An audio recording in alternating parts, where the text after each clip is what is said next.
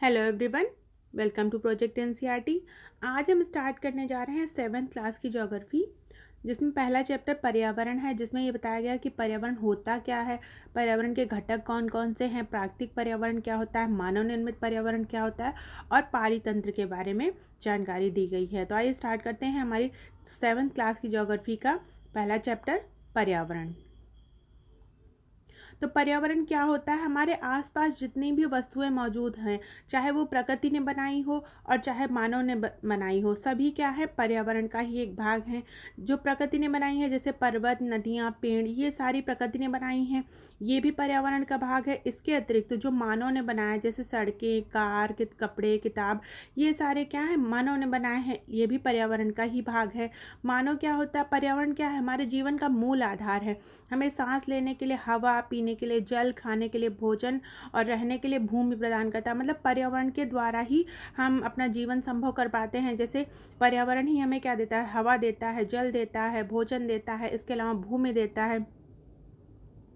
मानव ने भी पर्यावरण, जो मानव ने पर्यावरण बनाया है, जैसे कि कार बनाई है, मिल बनाया है, कारखाने बनाए, बर्तनों का निर्माण करा है, तो ये सब क्या है? मानवीय पर्यावरण है। इसके अतिरिक्त जो प्रकृति ने हमें दिया है वो प्राकृतिक पर्यावरण है। तो पर्यावरण के कुछ घटक होते हैं। सबसे पहले एक बार देख लेते हैं पर्यावरण क्या है। तो पर्यावरण क्या कहेंगे? किसी भी जीवित प्राणी के चारों ओर पाए जाने वाले लोग, स्थान, वस्तुएं और प्रकृति को पर्यावरण कहते हैं। यानी कोई भी जीवित प्राणी है, उसके चारों ओर जो भी वस्तुएं हैं या स्थान है या लोग हैं और जो भी प्राकृतिक रूप से उपलब्ध है, प्रकृति ने जो दिया है, कुछ भी जो भी पाया जाता है, वो सब कुछ क्या है? पर्यावरण का ही एक भाग है। यह प्राकृतिक और मानव निर्मित परिघटनाओं का मिश्रण है। मतलब इसमें प्राकृतिक रूप से भी चीज़ें आती हैं, जो प्रकृति ने हमें दी हैं वो भी आती हैं, जो मानव ने बनाई हैं वो भी आती हैं। इस चित्र में हम देखेंगे कि पर्यावरण के घटक क्या हैं। घटक से तात्पर्य है कि पर्यावरण किससे किससे मिलकर बनता है।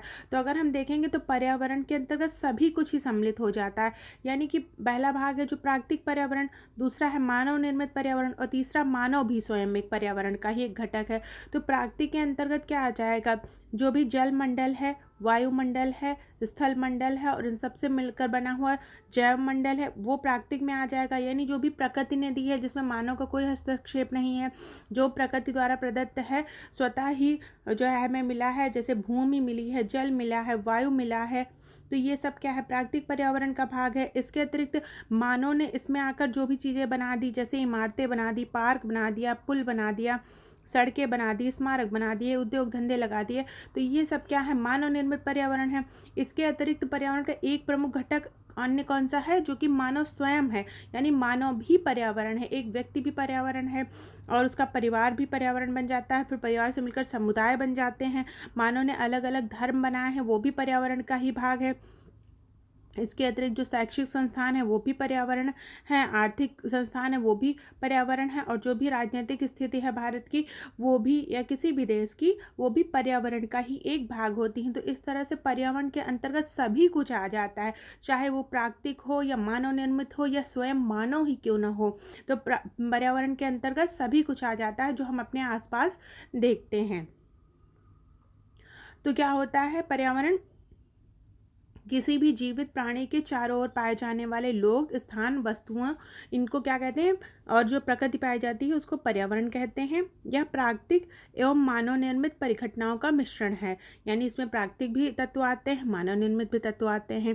प्राकृतिक पर्यावरण में पृथ्वी पर पाई जाने वाली सभी जीवी और अजीवी दोनों परिस्थितियां सम्मिलित हैं। तो क्या होता है? प्राकृतिक पर्यावरण जो हमारा होता है उसमें दोनों ही चीज़ें हैं, मतलब जीवी और अजीवी दोनों ही सम्मिलित होती। जीवी का क्या तात्पर्य है?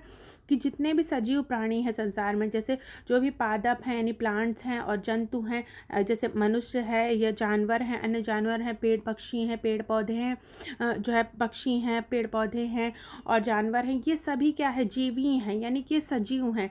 तो ये भी प्राकृतिक पर्यावरण का भाग हुए। इसके अतिरिक्त जितने भी निर्जीव पदार्थ हैं, जैसे कि स्थल है, जल है, वायु है, ये सब भी जो है अजीवी वाले कंपोनेंट हैं, ये भी प्राकृतिक पर्यावरण का भाग है। तो प्राकृतिक पर्यावरण में दो जो है कारक इसमें आ जाएंगे, जीवी और अजीवी।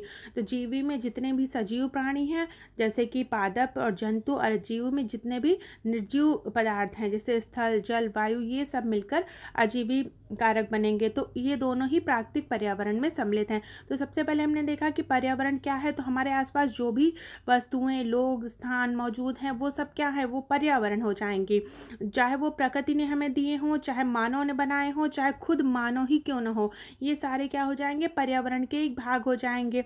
जो भी हमारा जलमंडल, वायुमंडल, स्थलमंडल, जैवमंडल, मनुष्य द्वारा बनाई गई इमारतें, पार्क, पुल, सड़क, स्मारक, उद्योग, और इसके अतिरिक्त जो मनुष्य है उसका परिवार है, समुदाय है, विभिन्न प्रकार के धर्म है, शैक्षिक संस्थान है, आर्थिक संस्थान है, और जो राजनीतिक स्थिति, ये सभी मिलकर क्या पर्यावरण का निर्माण करते हैं। मनुष्य क्या करता है, मनुष्य अपने पर्यावरण को प्रभावित करता है और पर्यावरण से प्रभावित भी होता है। तो दोनों ही बातें इसमें सम्मिलित होती हैं। आगे देखते हैं, मानवीय पर्यावरण में मानव की परस्पर क्रियाएं, उनकी गतिविधियां तथा उनके द्वारा बनाई गई संरचनाएं सम्मिलित हैं। तो प्राकृतिक पर्यावरण में हमने क्या देखा, जीवी और अजीवी घटक देख लिए। जीवी में सजीव प्राणी, अजीवी में निर्जीव प्राणी। जैसे कि जीवी में जितने भी पादप हैं, जंतु हैं, जितने में जीवन पाया जाता है वो सारे, और अजीवी में भी जो स्थल है, जल है, वायु है, ये सारे सम्मिलित हो गए। तो ये क्या मिल गए, ये मिलके प्राकृतिक पर्यावरण बन गए। इसके अतिरिक्त क्या है, जो मानवीय पर्यावरण है, मानवीय पर्यावरण में क्या है, मानव की परस्पर जो क्रियाएं हैं, उनकी गतिविधियां हैं, और उनके द्वारा जो भी सड़क है, पुल है, जो भी जो है शैक्षिक संस्थान बनाए गए, ये सारी चीज़ें उसी में सम्मिलित हो जाती हैं, जो मानवीय पर्यावरण में सम्मिलित हो जाती हैं। अब यहाँ पर देखा गया है, जो पर्यावरण है वो इन्वायरमेंट शब्द से बना है।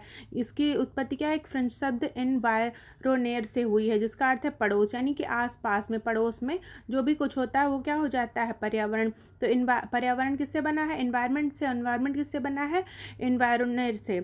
और इसका क्या अर्थ होता है, पड़ोस अर्थ होता है, यानी कि जो भी कुछ हमारे आस पड़ोस में है वो सब क्या हो जाता है, हमारा पर्यावरण हो जाता है। अब हमने देखा कि पर्यावरण में 3 प्रमुख घटक हैं, कि प्राकृतिक पर्यावरण होता है, मानवीय पर्यावरण होता है, और इसके अतिरिक्त मानव खुद भी पर्यावरण का घटक है। तो सबसे पहला जो हमारा प्राकृतिक पर्यावरण है, उसमें हम देखते हैं क्या क्या तत्व सम्मिलित होते हैं। तो प्राकृतिक पर्यावरण के अंतर्गत भूमि, जल, वायु, पेड़ पौधे, जीव जंतु, ये सब मिलकर प्राकृतिक पर्यावरण का निर्माण करते हैं। तो भूमि से मिलकर क्या बनता है, स्थल मंडल बनता है, जल से जलमंडल बनता है, वायु से वायुमंडल बनता है, और जितने भी पौधे और जीव जंतु हैं इनसे मिलकर जैवमंडल बनता है। तो प्राकृतिक पर्यावरण में प्रकृति ने जो भी चीज़ें हमें दी हैं, जो कि जल है, भूमि है, वायु है, तो ये सारी क्या है, प्राकृतिक पर्यावरण के अंतर्गत आ जाएंगी। तो अब एक मंडल को एक बार देख लेते हैं कि क्या होता है। इससे पिछली क्लास में भी हमने देखा है अलग अलग मंडलों को, लेकिन एक बार फिर से देख लेते हैं कि ये जो मंडल हैं इनके बारे में। तो सबसे पहले क्या है, सबसे पहले हमारा स्थल मंडल आता है। स्थल मंडल क्या है, जो कि प्राकृतिक पर्यावरण का भाग है। स्थल मंडल यानी कि जो भी जमीन पर भूमि है उसको मनुष्य ने तो बनाया नहीं है, वो हमें जो है प्रकृति ने दी है। तो जो भी स्थल है वो हमारा किस में आएगा, वो प्राकृतिक पर्यावरण में आएगा। तो क्या है, पृथ्वी की ठोस परपटी या कठोर ऊपरी परत को स्थल मंडल कहते हैं। यानी पृथ्वी पर जो भी ठोस भाग है, जितना भी ठोस भाग है, ठोस परपटी है या कठोर ऊपरी परत है, उसे क्या कहेंगे, स्थल मंडल कह देंगे। और यह बनी किससे होती है, यह बनी होती है चट्टानों से और खनिजों से मिलकर बनी होती है। यानी कि ये क्या किससे बनी होती है, चट्टानों से बनी होती है और खनिजों से बनी होती है। इसके अलावा क्या होता है, इसमें मिट्टी की पतली परत से ये ढकी होती है। जो भी हमारा स्थल होता है वो क्या है, पृथ्वी का जितना ठोस भाग है, ठोस परपटी है, कठोर ऊपरी परत है, वो सब स्थल मंडल कहलाता है। यह चट्टानों और खनिजों से बनी होती है और इसके ऊपर क्या होता है, मिट्टी की पतली परत से ये ढका हुआ होता है। इसमें जो है पहाड़, पठार, मैदान, घाटी जैसी विभिन्न स्थलाकृतियों वाला विषम धरातल होता है। तो क्या जो हमारा स्थल होता है क्या होता है, विषम धरातल, यानी धरातल क्या होता है, विषम होता है, यानी सब जगह एक ही जैसा धरातल नहीं होता है। जैसे कहीं पर पहाड़ हो जाएगा, कहीं पठार हो जाएगा, कहीं मैदान है, कहीं घाटी है। तो ये जो धरातल है, पृथ्वी का जो रूप है, स्थल की आकृति है, स्थल का जो स्वरूप है, वो क्या होता है, विषम होता है। विषम का अर्थ है अलग अलग होता है, अलग अलग प्रकार का। तो विभिन्न प्रकार की स्थलाकृति होती हैं, जैसे पहाड़ हो गए, पठार हो गए, मैदान हो गए, घाटी हो गई। तो ये सारी भी मिलकर क्या करती हैं, प्राकृतिक पर्यावरण के अंतर्गत इसका स्थल मंडल का एक भाग होती हैं।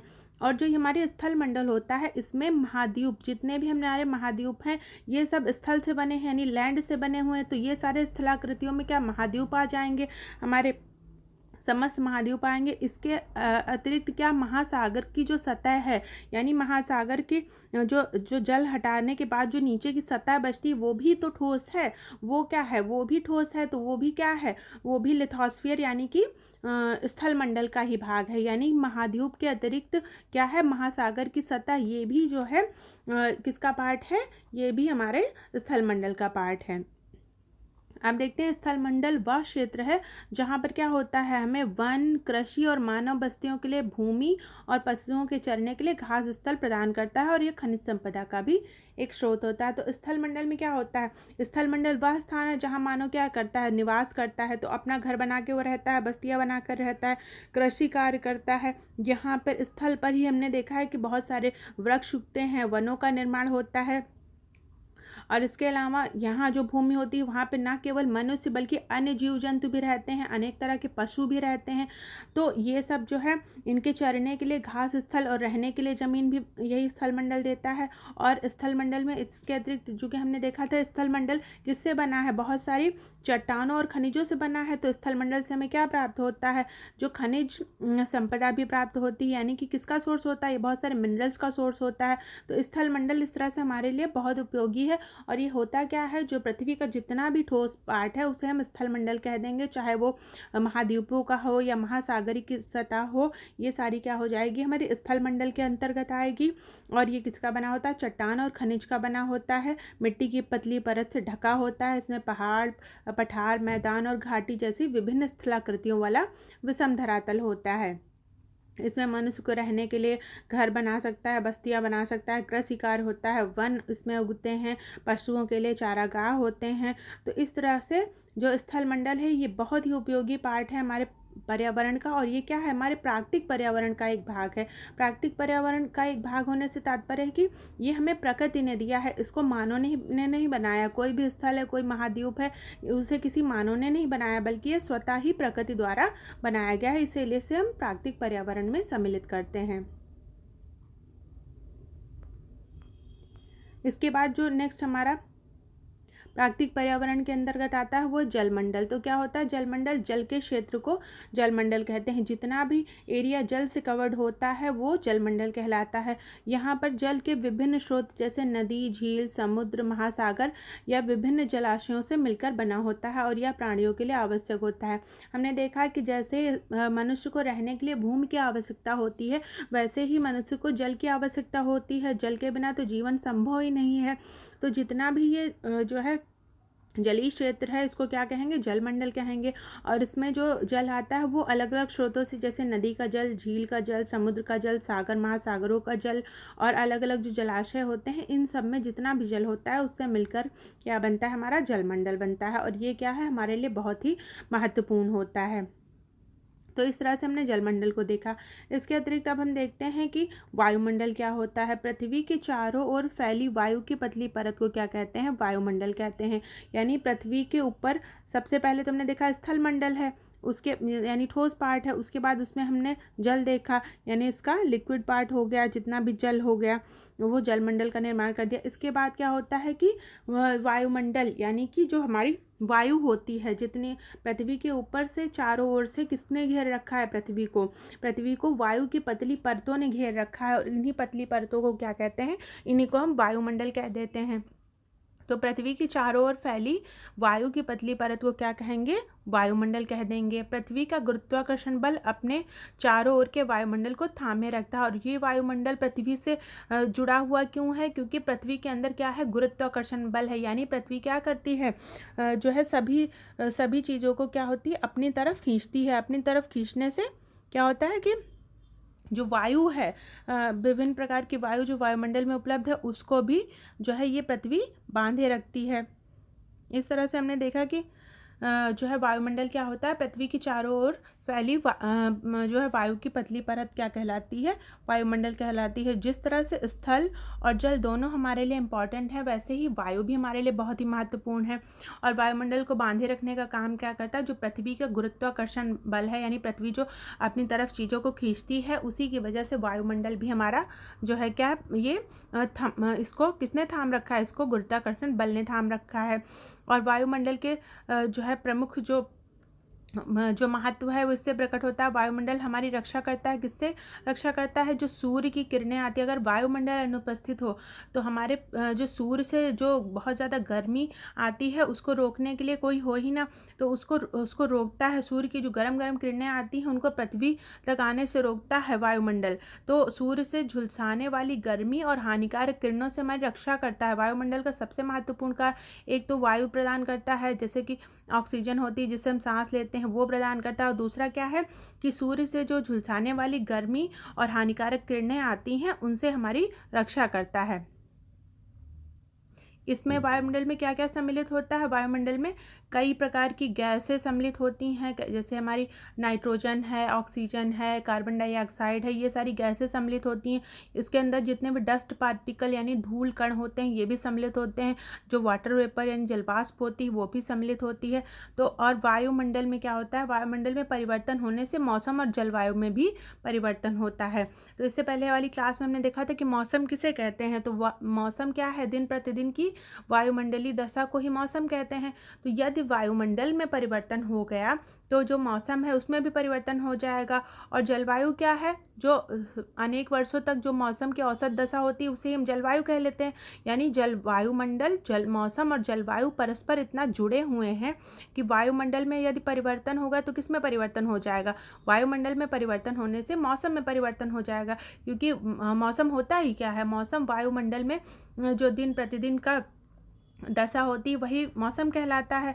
तो और अगर मौसम, जलवायु क्या होती है? जलवायु क्या होती है? जो लंबे समय तक औसत मौसम होता है उसे ही हम जलवायु कह देते हैं। तो यदि वायुमंडल में परिवर्तन हुआ तो किसमें किसमें परिवर्तन होगा? मौसम और जलवायु में भी परिवर्तन हो जाएगा। इसके बाद हमने ये तीनों मंडल देख लिए। अब हमारा चौथा जो है, जो इनके कॉमन एरिया से मिलकर बनता है, वो कौन सा मंडल है? जैव मंडल। तो जितने भी पादप यानी प्लांट्स और जीव जंतु मिलकर जैव मंडल या सजीव संसार का निर्माण करते हैं। जैव मंडल में क्या मुख्य है? जो भी जीवित तत्व हैं जैसे पादप और जीव जंतु, यह जो है जैव मंडल का निर्माण करते हैं। यह क्या है? पृथ्वी का वह संकीर्ण क्षेत्र है जहाँ पर स्थल, जल, वायु मिलकर जीवन को संभव बनाती हैं। हम सभी जानते हैं कि जीवन के लिए हमें क्या स्थल की आवश्यकता होती है, जल की आवश्यकता होती है और वायु की आवश्यकता होती है। इन तीनों की ही हमें आवश्यकता होती है। तो इन तीनों को मिलाने वाला क्षेत्र कौन सा है? जहाँ पर स्थल, जल और वायु तीनों ही मिलते हैं उसे क्या कहते हैं? जैवमंडल कहते हैं। यानी इस तरह से अगर हम कुछ देखें कि ये हमारा जलमंडल हो गया, ये स्थल मंडल हो गया, वायुमंडल, तो इन तीनों का जो कॉमन एरिया है इसी को हम क्या कह देते हैं? जैवमंडल कह देते हैं। ऊपर एक चित्र में दर्शाया भी गया है। इस प्रकार हम देखते हैं कि ये हमारा है स्थल मंडल। ये सारा ठोस भाग हो गया। यहाँ पे देखिए परिवहन हो रहा है, लोग घर बना के रह रहे हैं, कृषि की जा रही है, ये हमारा स्थल मंडल हो गया। ये हमारा जल मंडल हो गया और ये हमारा वायुमंडल हो गया। अब जहाँ पर ये तीनों का ही कॉमन एरिया आ जाएगा, यानी जीवित रहने के लिए किनकी आवश्यकता पड़ेगी? स्थल की आवश्यकता पड़ेगी, जल की पड़ेगी, वायु की। तो जब तीनों ही मिल जाएंगे तो जीवन का निर्माण यहाँ पर हो जाएगा और क्या बन जाएगा? हमारा जैव मंडल पाया जाएगा। तो इस तरह से इस चित्र में हम देख सकते हैं कि पर्यावरण के अंतर्गत क्या क्या आता है? स्थल मंडल, जल मंडल और वायुमंडल, और इनसे मिलकर क्या बनता है? हमारा जैव मंडल। अब आगे हम देखेंगे पारितंत्र क्या होता है। तो पारितंत्र समझाने के लिए यहाँ पर एक उदाहरण दिया गया है कि रवि की कक्षा के एनसीसी कैंप में जेसी ने आश्चर्य से कहा कितनी मूसलाधार वर्षा हो रही है। मतलब एक क्लास में एक बच्चे ने बोला कि बहुत मूसलाधार वर्षा हो रही है, मुझे अपना केरल याद आ गया। वो बच्चा कहाँ का था? वो केरल का था। तो उसे जब उसने बहुत वर्षा देखी, भारी वर्षा देखी, तो उसे क्या अपना जो है जगह याद आ गई कि मुझे केरल याद आ गया। तुम सबको यह आकर यहाँ देखना चाहिए कि कैसे हरे भरे खेत और नारियल के बागानों में लगातार बारिश होती है। तो वो अपनी जगह के बारे में बताता, अपने केरल के बारे में बताता कि वहाँ क्या हरे भरे खेत हैं और नारियल के बागान है, वहाँ क्या होता है? लगातार बारिश होती रहती है। तभी जो है एक दूसरे राज्य का बच्चा होता है जो कि जो है एक हीरा नाम का बच्चा होता है जो जैसलमेर में रहता है। तो वो कहता है कि हमारे यहाँ तो वर्षा ही नहीं होती है और दूर दूर तक केवल कीकर और रेत ही नज़र आती है। तो ये दो बताने की प्रयास किया जा रहा है कि हमारे भारत के अंदर कितनी विविधता है। कि देखिए दो स्थान है जहाँ पर एक बच्चा कह रहा है कि मेरे यहाँ तो बहुत लगातार बारिश हो रही है और दूसरा बच्चा कह रहा है कि मेरे यहाँ तो बारिश ही नहीं हो रही है। तो ये बताते हैं कि विभिन्न स्थानों पर जो जो है पर्यावरण है वो अलग अलग है। जो पर्यावरण हमारा पाया जाता है वो अलग अलग प्रकार का होता है। जैसे कहीं बहुत ज़्यादा गर्मी है, बहुत ज़्यादा ठंडी है, इसको हमने पिछले चैप्टर्स में भी देखा। तो इसके बाद रवि हैरत में पड़ गया कि विभिन्न स्थानों पर पाए जाने वाले जीव जंतु, वनस्पति तथा लोगों के रहन सहन के तरीके इतने भिन्न क्यों हैं, क्या इनका कोई आपस में संबंध है। तो वो सोचने लगा कि मतलब हर जगह जो अलग अलग स्थान है वहाँ पे अलग अलग तरह के जीव जंतु पाए जाएंगे। जैसे राजस्थान में क्या ऊँट मिलेगा, अगर रेगिस्तान में आप जाओगे तो वहाँ पर आपको ऊँट मिलेगा, और वर्षा वहाँ बहुत कम होती है। तो उसको लगा कि जो है अलग अलग स्थानों पर क्या है, जो जीव जंतु पाए जाते हैं, जो वनस्पति पाई जाती है, और वहाँ पर जो लोग रहते हैं उनमें उनके जो रहने के तरीके हैं, रहन सहन के तरीके हैं, वो इतने अलग अलग क्यों हैं, क्या इनमें कोई आपस में कोई संबंध भी है। तो उनके टीचर ने कहा कि हाँ, बिल्कुल संबंध है। सभी पेड़ पौधे, जीव जंतु एवं मानव आसपास के पर्यावरण पर आश्रित होते हैं और प्रायः एक दूसरे पर भी आश्रित होते हैं। तो उनके शिक्षक ने क्या समझाया कि जो भी पेड़ पौधे हैं, सभी पेड़ पौधे, जो भी पेड़ पौधे हमारे हैं, जो भी पेड़ पौधे हैं, जीव जंतु हैं और जो मानव है, वो आसपास के पर्यावरण पे आश्रित होते हैं। यानी जिस प्रकार का पर्यावरण होगा उसी तरह से उन्हें अपना जीवन यापन करना होगा, और वो एक दूसरे पर भी आश्रित होते हैं। जैसे पौधे अपना भोजन स्वयं बनाते हैं, तो हम भोजन के लिए किस पर आश्रित हैं, तो हम पेड़ पौधों पर अपने भोजन के लिए आश्रित होते हैं। तो इसी तरह पेड़ पौधों को कार्बन डाइऑक्साइड के लिए हम पर आश्रित होना पड़ता है, हमें ऑक्सीजन के लिए पेड़ पौधों पर आश्रित होना पड़ता है। तो जो भी हमारे जीव मंडल में जो भी पेड़ पौधे, जीव जंतु और मनुष्य हैं, ये क्या है, अपने पर्यावरण पर आश्रित होते हैं और एक दूसरे पर भी आश्रित होते हैं। जीवधारियों का आपसी एवं आसपास के पर्यावरण के बीच का संबंध ही पारितंत्र का निर्माण करता है। यानी यही जो जीवधारी हैं, ये जो जीवित जो है, जो भी पेड़ पौधे हैं, जीव जंतु हैं, ये इनका आपसी मतलब एक दूसरे से तथा अपने आसपास के पर्यावरण के बीच में एक संबंध होता है। उसे ही हम क्या कहते हैं, पारितंत्र। इसी संबंध से किसका निर्माण होता है, पारितंत्र का निर्माण होता है। अधिक वर्षा वाले वन, घास स्थल, रेगिस्तान, पर्वत, झील, नदी, महासागर एवं छोटे से ताल का भी एक पारितंत्र हो सकता है। यानी कि अलग अलग पारितंत्र हो सकते हैं। जैसे अधिक वर्षा वाले वन हैं, इनका एक अलग पारितंत्र हो जाएगा। इसके अलावा घास स्थल का अलग पारितंत्र हो जाएगा, रेगिस्तान का अलग, पर्वत का अलग, झील का अलग, नदी का अलग, महासागर का अलग, या छोटे से ताल का भी अपना एक पारितंत्र हो सकता है। तो इस तरह से पारितंत्र को समझाने का प्रयास किया गया है कि पारितंत्र क्या होता है, कि जो जीवधारी हैं, जो पर्यावरण में रहते हैं, तो एक दूसरे से इनके बीच में एक संबंध होता है। क्या संबंध होता है, कि एक दूसरे के ऊपर आश्रित होते हैं। जैसे पेड़ पौधों के पर हम आश्रित हैं और कुछ हद तक पेड़ पौधे भी हम पर आश्रित होते हैं। इसके अलावा जो पर्यावरण होता है उनसे भी हम उन पर भी, अपने पर्यावरण पर भी आश्रित होते हैं। जो भी हमारा रहने का, जीवन का तरीका है, वो हमारे पर्यावरण पर भी डिपेंड करता है। तो इस तरह से एक पारितंत्र का निर्माण होता है, जो एक जीव का दूसरे जीव पर जो निर्भरता है और उसके पर्यावरण के पर जो निर्भरता है, जो जीव होते हैं वो अपने पर्यावरण को प्रभावित भी करते हैं और उनसे प्रभावित भी होते हैं। तो यही सब मिलकर क्या करते हैं, पारितंत्र का निर्माण करते हैं, जहाँ सब एक दूसरे के ऊपर निर्भर करते हैं। ऊपर पारितंत्र की एक परिभाषा दी गई है।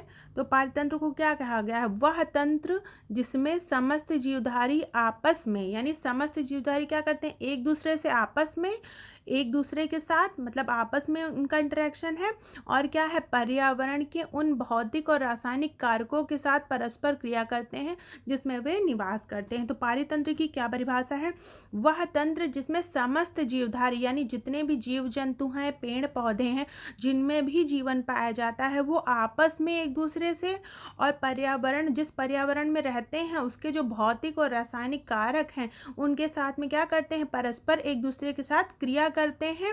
जिस भी पर्यावरण में वो निवास करते हैं उसके जो भौतिक और रासायनिक कारक होते हैं उनके साथ क्रिया करते हैं और आपस में क्रिया करते हैं। तो ये सब मिलकर क्या बनाते हैं, एक पारितंत्र का निर्माण करते हैं। ये सब ऊर्जा और पदार्थ के स्थानांतरण द्वारा संबद्ध हैं। और ये किससे जुड़े हैं, कि ऊर्जा और पदार्थ का एक से दूसरे में ट्रांसफ़र होता जाता है। जैसे हम देखते हैं कि इकोसिस्टम में क्या होता है, कि पेड़ पौधों पर मनुष्य आश्रित होता है, और इसके अलावा वो जानवरों का भी शिकार करता है। तो जो है पेड़ पौधे हैं वो अपना भोजन स्वयं बनाते हैं प्रकाश संश्लेषण की क्रिया में। उसके बाद उनसे हम एनर्जी लेते हैं, या उनको कोई जो है घास वगैरह होती है तो बकरी चरती है, फिर बकरी को भी कोई और बड़ा जानवर खा लेता है। तो इस तरह से जो ये ऊर्जा है और पदार्थ का, इसका क्या हो जाता है, स्थानांतरण होता रहता है। यानी इस पूरे पारितंत्र में जो पर्यावरण में जो सभी जो है जीवधारी विद्यमान है वो एक दूसरे से रिलेटेड हैं और अपने पर्यावरण के भौतिक और रासायनिक कारकों के साथ भी वो क्रिया करते हैं। तो यही हमारे पारितंत्र का निर्माण होता है, जहाँ सभी एक दूसरे से जो है जुड़े हुए होते हैं। अब आगे हम देखेंगे इसके बाद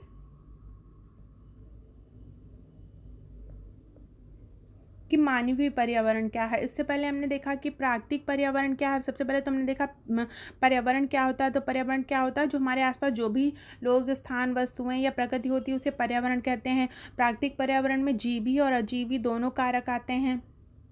इसके बाद हम देखते हैं कि प्राकृतिक पर्यावरण के अंदर स्थल मंडल, जल मंडल, वायुमंडल, जैव मंडल, ये सभी आते हैं। फिर हमने देखा पारितंत्र की किस प्रकार से सभी जीव एक दूसरे से संबंधित होते हैं और अपने पर्यावरण से भी संबंधित होते हैं, पर्यावरण को प्रभावित भी करते हैं, पर्यावरण से प्रभावित भी होते हैं। अब आगे हम देखेंगे कि मानवीय पर्यावरण क्या होता है। मानव अपने पर्यावरण के साथ पारस्परिक क्रिया करता है। तो बार बार वही बात कही जा रही है कि मानव क्या होता है, क्या करता है, अपने पर्यावरण के साथ पारस्परिक क्रिया करता है और उसमें अपनी आवश्यकता के अनुसार परिवर्तन करता है। तो मानव जो है पर्यावरण में परिवर्तन करता है। सबसे पहले इस चैप्टर में एक एग्जाम्पल के द्वारा दिखाया गया है कि एक जो है मैदानी जो है इलाका है जहाँ बच्चे खेलते हैं, उसको हटाकर क्या वहाँ बिल्डिंग बनाई जा रही। तो क्या है, ये पर्यावरण में जो है एक परिवर्तन का उदाहरण है। तो मानव क्या करता है, अपने पर्यावरण के साथ पारस्परिक क्रिया करता है और उसमें अपनी आवश्यकता के अनुसार परिवर्तन करता है। प्रारंभिक मानव ने स्वयं को प्रकृति के अनुरूप बना लिया था। यानी जो हमारा मतलब प्रारंभिक मानव था, अर्ली मैन था, यानी जब सभ्यता की बिल्कुल शुरुआत हो रही थी, जब पृथ्वी पर मानव आया था, और तो उसने क्या अपने आप को प्रकृति के अनुरूप ढाल लिया था। यानी जैसी प्रकृति होती थी वो वैसा ही व्यवहार करता था। उसका जीवन क्या था, उसका जीवन सरल था तथा आसपास की प्रकृति से उसकी आवश्यकताएं क्या होती थी, पूरी हो जाती थी। तो प्रारंभिक मानव क्या था, उसने अपने आप को प्रकृति के अनुरूप ढाल लिया था, उसका जीवन सरल था और जो भी आसपास की प्रकृति से उसकी आवश्यकताएं पूरी हो जाती थी। अगर उसे वृक्ष दिखते थे तो वृक्ष से वो फल तोड़ लेता था या जानवरों का शिकार कर लेता था। लेकिन क्या हुआ, समय के साथ कई प्रकार की आवश्यकताएं जो है बढ़ गई। धीरे धीरे मनुष्य की आवश्यकताएं बढ़ती गई तो मनुष्य ने पर्यावरण के उपयोग और उसमें परिवर्तन करने के तरीके सीख ले। तो मनुष्य ने ये सीखा कि हमारे आसपास जो भी पर्यावरण, उसका किस तरह से उपयोग करें और उसको वो परिवर्तन करने के तरीके भी सीख गया। जैसे उसने क्या सीखा, उसने फिर फसल उगाना सीख गया। पहले मनुष्य को कृषि का ज्ञान नहीं था, पहले सिर्फ वो जो प्रकृति ने दिया है, जो भी वृक्षों पर प्राकृतिक वनस्पति है उसे ही खाकर वो जीवन जीता था या जानवरों का शिकार करता था। फिर उसने फसल उगाना सीखा, फिर उसने धीरे धीरे पशुओं को पालना सीखा, फिर स्थायी घर बनाकर वो रहने लगा, फिर पहिए का आविष्कार हो गया। और उसके बाद क्या हो गया, जब उसने फसल उगानी सीखी, उसके बाद उसने आवश्यकता से अधिक अन्न भी उगाना सीख लिया। अब जब आपके पास धन जो है अन्न अधिक हो जाएगा तो आप क्या करेंगे, आप व्यापार करेंगे। तो व्यापार करने के लिए किसका, वस्तु विनिमय पद्धति का विकास हुआ। वस्तु विनिमय का अर्थ है एक वस्तु के बदले में दूसरी वस्तु का आदान प्रदान। तो क्या करते हैं, अगर कोई व्यक्ति गेहूं की खेती कर रहा है और दूसरा व्यक्ति चावल की खेती कर रहा है, तो अगर उनको एक दूसरे को चावल और गेहूं चाहिए तो वो चावल और गेहूं का आपस में विनिमय कर लेते थे। यानी पहले मुद्रा का आविष्कार नहीं हुआ था, यानी रुपए वैसे नहीं चलते थे। तो क्या होता था कि वस्तुओं को ही आपस में विनिमय कर लेते थे, यानी एक्सचेंज कर लेते थे कि 1 किलो या कुछ भी मानक मान लेते थे, 1 किलो गेहूँ के बदले 1 किलो चावल आप ले लेंगे, तो दोनों के पास दोनों चीज़ें हो जाती थी। तो इसे वस्तु विनिमय कहते हैं। उसके बाद क्या हुआ, व्यापार का प्रारंभ हुआ। व्यापार आप तभी करोगे जब आपके पास कुछ आवश्यकता से अधिक है, तो फिर आप सोचोगे इसको बेचकर हम कुछ पैसे कमाएं या कुछ और चीज़ें ले लें। तो फिर धीरे धीरे व्यापार का आरंभ हुआ, फिर वाणिज्य का विकास हुआ, फिर औद्योगिक क्रांति हो गई और उत्पादन क्या हुआ, बहुत बड़े पैमाने पर उत्पादन होने लगा। फिर परिवहन का विकास होते गया, धीरे धीरे परिवहन की सुविधाएं भी बहुत बढ़ गई। तो माल जो है, जो भी उत्पादन हुआ वो एक जगह से दूसरी जगह पर जाने भी लगा। तो इस तरह से बड़े पैमाने पर व्यापार भी शुरू हो गया। सूचना क्रांति ने पूरे विश्व में संचार सहज और द्रुत हो गया। जब से ये इंफॉर्मेशन टेक्नोलॉजी आई है तो उसकी वजह से क्या हो गया कम्युनिकेशन यानी सूचनाएं भी बहुत तेज़ी से एक जगह से दूसरी जगह पहुंचने लगी।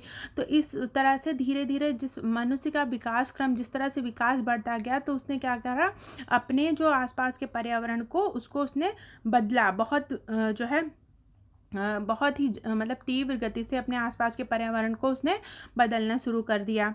जो प्राचीन मानव था वो क्या था, पर्यावरण के अनुरूप ही जीता था। लेकिन वर्तमान में क्या है कि हम अपने पर्यावरण को एडजस्ट कर लेते हैं। अगर गर्मी लग रही है तो उसका भी है जो है उसके लिए एयर कंडीशनर है, या तरह तरह की चीज़ें, आप एक जगह से दूसरी जगह जाना है तो आपके पास व्हीकल है। तो तरह तरह से हमने पर्यावरण को जो है बहुत जो है तेज़ी से बहुत उसमें जो है परिवर्तन लाया गया है। तो इस तरह से हमने देखा कि ये सब मानवीय पर्यावरण के अंतर्गत क्या, यही सड़कें हैं, पुल हैं, जो बिल्डिंग्स हैं, ये सारी मानवीय पर्यावरण के अंतर्गत आएंगी। अब एक इम्पॉर्टेंट पॉइंट इसमें दिया है कि 5 जून को विश्व पर्यावरण दिवस मनाया जाता है। तो क्या है, 5 जून को क्या विश्व पर्यावरण दिवस मनाया जाता है। तो इसी के साथ ये चैप्टर कंप्लीट हो जाता है।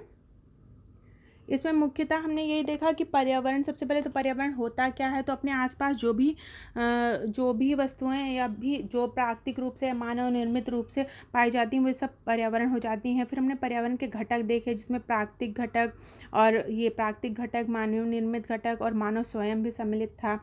फिर हमने प्राकृतिक में देखा कि जो जीवी अजीवी सारे सम्मिलित होते हैं। इसमें जो है स्थलमंडल, जलमंडल, वायुमंडल सम्मिलित हैं। फिर हमने पारितंत्र को समझा कि जो भी जीव इस पर्यावरण में रह रहे हैं वो एक दूसरे से प्रभावित होते हैं, एक दूसरे को प्रभावित करते हैं, अपने पर्यावरण को भी प्रभावित करते हैं। और क्या होता है, ऊर्जा और पदार्थ के स्थानांतरण द्वारा एक दूसरे से जुड़े हुए हैं, यानी संबद्ध हैं।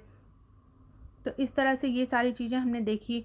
अभी चैप्टर कंप्लीट हो जाता है, इसके प्रश्न उत्तर देख लेते हैं। तो सबसे पहले क्या है, पारितंत्र क्या होता है। तो हमने देखा पारितंत्र क्या है, जो भी जीव हैं वो आपस में क्या है, एक दूसरे से संबंधित हैं, अपने पर्यावरण से संबंधित हैं। तो यही जो संबंध है, जो ऊर्जा और पदार्थ का स्थानांतरण है, इसे पारितंत्र कहते हैं। तो पारितंत्र वह तंत्र है जिसमें सभी जीवधारी आपस में मिलकर रहते हैं और एक दूसरे को प्रभावित करते हैं और एक दूसरे से प्रभावित भी होते हैं। इसके बाद प्राकृतिक पर्यावरण का क्या अर्थ है। तो प्राकृतिक पर्यावरण क्या है, जो भी हमारे पास प्राकृतिक रूप से उपलब्ध है, जो प्रकृति ने हमें प्रदान की है, जैसे स्थल हो गया, जल हो गया, वायु, ये सब हमारा प्राकृतिक पर्यावरण के अंतर्गत आता है। इसके अतिरिक्त मानव निर्मित पर्यावरण के 4 उदाहरण देने हैं। तो मानव ने क्या क्या बनाया है, मानव ने जैसे सड़कें बनाई हैं, घर बनाया है, पुल बनाए हैं, पार्क बनाए हैं, बहुत बड़े बड़े उद्योग धंधे कारखाने बनाए हैं। तो ये सारे क्या हैं, मानव निर्मित पर्यावरण हैं। इसके अलावा स्थल मंडल क्या होता है। तो स्थल मंडल क्या है, पृथ्वी की ठोस या कठोर ऊपरी परत जो होती है वो स्थल मंडल कहलाती है। तो जितना भी ठोस भाग होता है पृथ्वी का, वो क्या कहलाता है, स्थल मंडल कहलाता है। इसके बाद जीवी पर्यावरण के 2 प्रमुख घटक कौन कौन से हैं। तो जीवी पर्यावरण में क्या क्या पाया जाता है, जो भी हमारे जो है पेड़ पौधे हैं यानी पादप हैं, और जो जीव जंतु हैं, यही हमारे जीवी पर्यावरण के प्रमुख घटक हैं। जैव मंडल क्या होता है। तो पृथ्वी का वह संकीर्ण क्षेत्र जहाँ पर स्थल, वायु और जल ये मिलते हैं और जीवन को संभव बनाते हैं, ये हमारा क्या हो जाता है, ये जैव मंडल हो जाता है। अब आगे देखते हैं, सही उत्तर चिन्हित कीजिए। इसमें से कौन सा प्राकृतिक परितंत्र नहीं है। तो प्राकृतिक परितंत्र से क्या तात्पर्य हो जाएगा, जो प्रकृति ने बनाया है। तो मरुस्थल क्या है, प्रकृति ने बनाया है। वन क्या है, प्रकृति ने बनाया है। लेकिन ताल को मनुष्य द्वारा बनाया गया है, तो ताल को क्या कहेंगे हम, मानव निर्मित परितंत्र कहेंगे। इसके बाद है, इनमें से कौन सा मानवीय पर्यावरण का घटक नहीं है। तो स्थल को प्रकृति ने बनाया है, तो स्थल क्या हो जाएगा, प्राकृतिक पर्यावरण। इसके अतिरिक्त धर्म मानव ने बनाया है, तो ये मानवीय पर्यावरण हो जाएगा। समुदाय भी मानव द्वारा निर्मित है, ये मानवीय पर्यावरण हो जाएगा। तो कौन सा घटक नहीं है, स्थल क्या है, मानवीय पर्यावरण का घटक नहीं है। इसके बाद इसमें से कौन सा मानव निर्मित पर्यावरण। तो मानव ने क्या पहाड़ बनाया, नहीं बनाया। मानव ने समुद्र बनाया, नहीं बनाया। मानव ने क्या बनाया, सड़क बनाया। तो वो क्या हो जाएगा, मानव निर्मित पर्यावरण हो जाएगा। इनमें से कौन सा पर्यावरण के लिए खतरा है। जो पादपों की वृद्धि, पेड़ पौधों में वृद्धि है, वो क्या खतरा है, नहीं, वो खतरा नहीं है। फसल अगर बढ़ जाएगी तो खतरा है, नहीं है।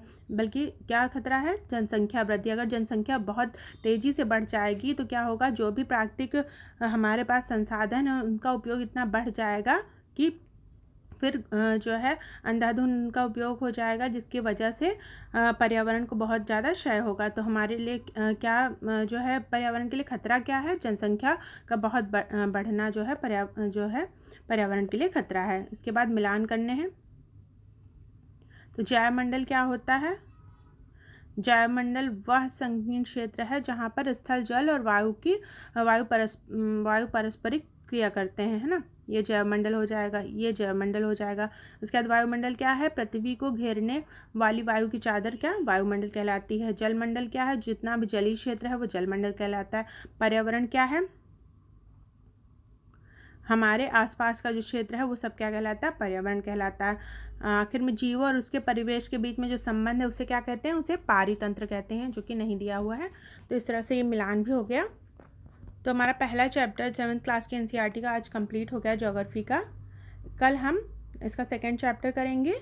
आज के लिए बस इतना ही। Thank you for watching this video.